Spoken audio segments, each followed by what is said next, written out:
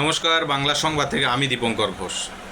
শুধু মনে হয় এই রাজ্যের মূর্খ ভাতাজীবী হিন্দুরা কবে জাগবে, আর কতদিন ঘুমিয়ে থাকবে। বারবার সনাতন ধর্মকে, হিন্দুদেরকে অপমান করছে, হিন্দুদের উপর অত্যাচার চালাচ্ছে এই সরকারের মদতে রোহিঙ্গারা। এবং এই সরকার দুর্গাপুজো উদ্বোধন করতে এসে হিজাব পরে নিচ্ছেন এই রাজ্যের মুখ্যমন্ত্রী। দুর্গাপুজোর মণ্ডপে সেই মাইক থেকে আজান বাজানো হচ্ছে।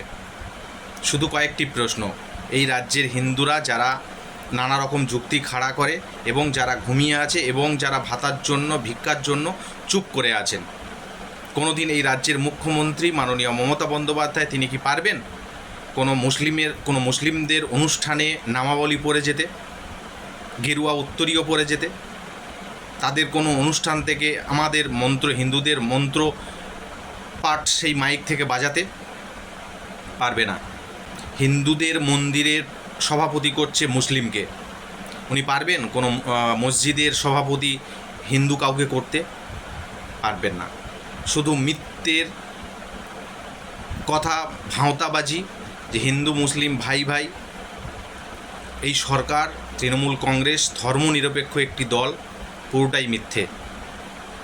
শুধুমাত্র সংখ্যালঘু রোহিঙ্গাদের ভোট পাওয়ার জন্য তাদের পাশে আছে এই সরকার। এবং বাইরে থেকে যেসব রোহিঙ্গারা এই রাজ্যে ঢুকছে, তাদের এই রাজ্যে বসবাসের ব্যবস্থা করে দিচ্ছে এই সরকার, এই সরকারের পুলিশ। খালের ধারে, রাস্তার ধারে রাতারাতি ঘর তৈরি হয়ে যাচ্ছে এবং তারা এসে বসবাস করছে।